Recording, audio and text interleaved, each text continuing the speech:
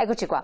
Presidente Manfrin, andiamo quindi sul territorio. Sì. Andiamo sul territorio. Qual è lo stato dell'arte che vi trovate a gestire sostanzialmente? E qual è la situazione secondo lei che dovrà presentarsi sempre a questo riguardo, a questi adeguamenti energetici, questa cosa qua? Cosa può fare concretamente un professionista qualificato per supportare nella vendita e supportare nell'acquisto? Certo. Perché è sempre più importante la figura di chi è professionalmente addentro alle cose per dare il consiglio giusto, per fare delle valutazioni, delle considerazioni, e poi bisogna andare con la lente di ingrandimento sui vari territori. Poi vedremo anche la stessa cosa a livello regionale, se ci sono varie zone, perché una cosa è vendere, immagino, il territorio di Padova, una cosa magari andare sul lago di Garda anziché a Belluno, no? Presidente, ci dirà anche lei. E le persone sono proprio incuriosite anche da questo aspetto. Certo. Beh, innanzitutto volevo ringraziare l'ascoltatore di prima, il telespettatore di prima, che per il messaggio che ha comunicato nel far presente che comunque è stato per lui importante aver avuto un agente immobiliare che lo aiutasse nella vendita. Ci ho provato da solo, ma ho visto che era impossibile.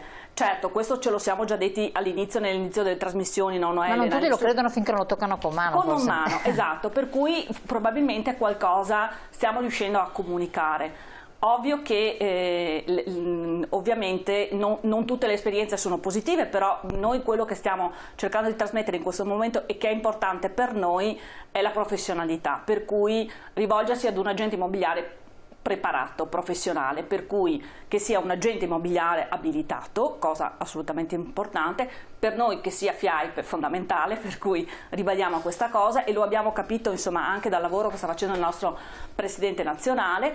Per quanto riguarda poi il discorso di cosa può fare l'agente immobiliare, beh, sicuramente comunque negli ultimi anni da un punto di vista l'ottica dell'efficientamento energetico comunque l'utente si sta educando a questo ed era comunque una tematica che il cliente che si approccia all'agenzia per l'acquisto o la vendita dell'immobile affronta, per cui era già una cosa abbastanza sentita. Ovvio che con queste nuove disposizioni ci sarà sicuramente più attenzione. Che cosa possiamo fare noi? Beh, innanzitutto noi come FIAIP, ma ci stiamo muovendo, voglio dire, oggi, perché comunque, come abbiamo sentito dal nostro Presidente nazionale, non è ancora, cioè nulla è definito e nulla è definitivo, per cui sanzioni e tutto il resto. Beh, per esempio noi venerdì abbiamo organizzato un incontro in cui ci sarà un incontro professionale, per cui un corso di formazione per i nostri associati che si terrà, voglio dire, al Collegio dei Geometri, nella sala del Collegio dei Geometri.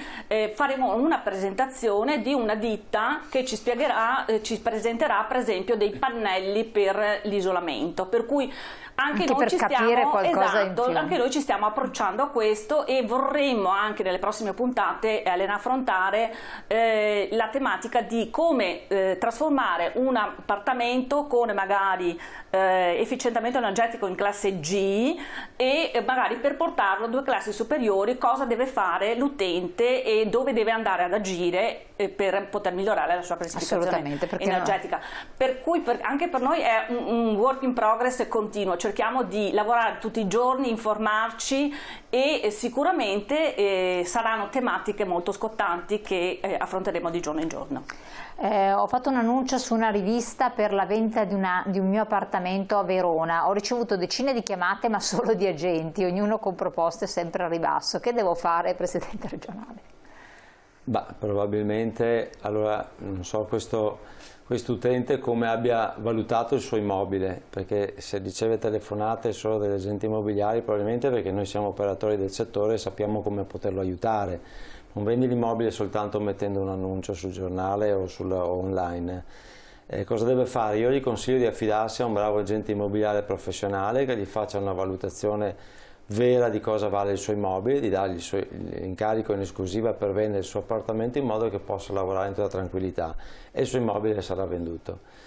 È vero che c'è anche il cliente che vuole acquistare l'immobile si rivolge, oggi io vedo anche nel mio ufficio, si rivolge all'agente immobiliare, alla persona, si reca nell'ufficio, il primo impatto ce l'hai nei portali immobiliari, il primo contatto, vedi le fotografie eccetera, poi c'è quello che chiama direttamente il privato, probabilmente per cercare di spuntare forse l'affare, ma il cliente che sa quali sono le dinamiche, a volte non semplici, durante il percorso della compravendita, vuole andare da un professionista per essere seguito.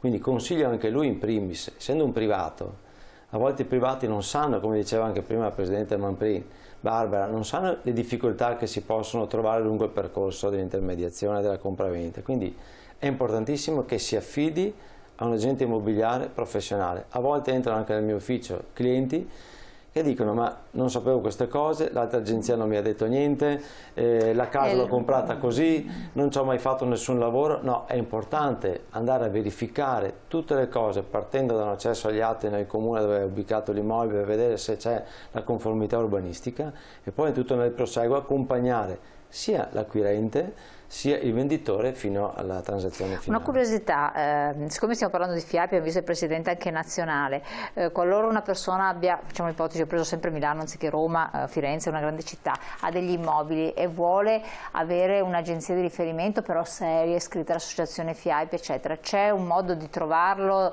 Cosa bisogna rivolgersi? E c'è una lista di agenzie a seconda della città? Sì, cioè, se va nel sito nazionale FIAP ci sono tutti i nominativi, può cercare per provincia, per regione, per città, per capoluogo, vengono fuori tutte le agenzie immobiliari iscritte a FIAP. E quindi questo dà una garanzia maggiore anche per una valutazione dell'immobile, questo è importante. Sì. C'era un messaggio, se magari la regia riesce a rimetterlo un attimo in onda così lo leggiamo insieme. Vediamolo adesso. Qual è il limite per capire se è meglio vendere o affittare? Grazie. Presidente Manfrin, se vuole... Bisogna capire qual è il limite, che cosa vuol dire limite? Beh, ovviamente dipende, ovviamente è un'analisi che si fa con l'utente, cioè con il cliente si analizza la sua situazione, per cui bisogna capire se ha la necessità innanzitutto di vendere perché magari deve acquistare, oppure se ha la voglia di crearsi una rendita per il futuro, per cui sicuramente è un buon momento, ne abbiamo parlato anche nelle altre trasmissioni, per quanto riguarda gli affitti è un ottimo momento, gli affitti sono aumentati, i prezzi degli affitti sono aumentati, per cui è sicuramente una buona rendita. Assolutamente, quindi ecco, infatti conferma a livello regionale, Presidente, è una buona rendita anche nazionale? Assolutamente sì, perché il problema degli affitti, per esempio della scarsità di affitti, non è soltanto a Padova, ma c'è in tutte le province del Veneto. Pertanto c'è una ricerca dell'utente che cerca la casa in affitto, c'è scarsità di prodotto in questo momento di offerta, pertanto investire in un immobile, se uno ha la possibilità di farlo, per offrire una locazione, sicuramente, oltre che aiutare la persona che cerca la locazione, sicuramente è una rendita, per cui in tutte le province del Veneto confermo che c'è questo bisogno in questo momento. Questo trend continuo sì. c'è. Presidente Manfrin, case usate, grande movimento, per quanto riguarda il nuovo oppure il ristrutturato, anche lì come sapere se il nuovo è un nuovo serio, quindi è fatto come Dio comanda? Lei giustamente diceva facciamo un corso di adeguamento, di aggiornamento dove ci mostreranno se non altro almeno i pannelli, guardate questi sono i pannelli, perché giustamente uno che non fa un'attività professionale nell'edilizia non può neanche saperlo, ma come si fa a sapere se effettivamente è fatto bene o non è fatto bene? Per quanto riguarda il nuovo, per quel che vi riguarda, perché magari voi certo, prendete una classificazione energetica A++++, poi la persona ci va ad abitare e scopre che...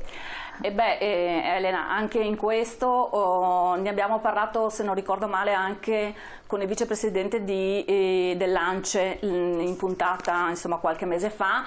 Anche lì bisogna comunque prendere informazioni, per cui anche in questa situazione per noi agenti immobiliari l'importante è conoscere e sapere con chi stiamo lavorando, per cui se è un costruttore serio che ha una sua storia e quindi documentarsi anche in questo. Sicuramente il filtro siamo sempre noi che cerchiamo di filtrare e di presentare all'utente un bravo professionista del settore. Certo, conferma Presidente, siamo in chiusura.